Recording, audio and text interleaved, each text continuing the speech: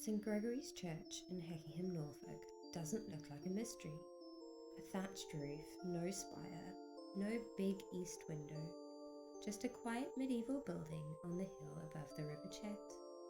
But this place might just be one of the oldest churches in the area, and for a long time we didn't even know it.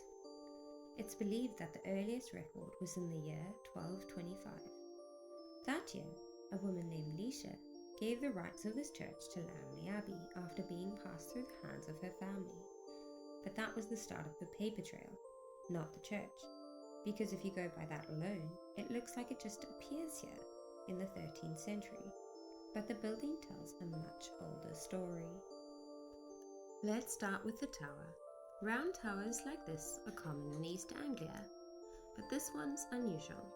The base is very Norman, possibly even Saxon, with the upper octagonal section rebuilt in the 1300s. Then the south doorway, rich, layered Norman carving, mid-1100s. Some think it's by the same mason who worked in Hales. The apse at the east end is even rarer, a Romanesque feature that survived nearly 900 years. A north aisle was added around 1250, with these arches cut into the wall. 14th century windows shroud the ones that were once there, and the details, a 12th century font, memento mori skulls carved into floor tombs from the 1600s, a story built in stone, layer by layer. The dedication, St. Gregory the Great, one of the most important early missionaries to Britain, a name often given to some of the earliest churches. Then there's the Romano-British finds in the fields surrounding the church dating back to 43 AD.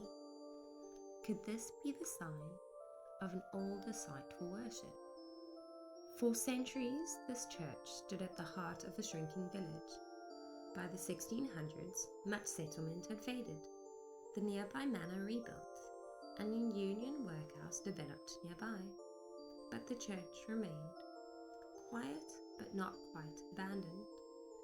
Then, buried in the Domesday Book of 1086, a line that changed everything. Also, one church, 8 acres. Heckingham already had a functioning church, fewer than 20 years after the Norman conquest. That's more than 150 years before the first believed written record. This church existed in the 11th century, and possibly even earlier. So what looked like a mystery, a church with no known origin, turns out to be something rarer, a survivor, an anchor point, and possibly one of the area's earliest churches. Now we know it stood here just after the Normans came, and maybe before, but that makes St. Gregory's not just an almost forgotten building, but a complete mosaic of time.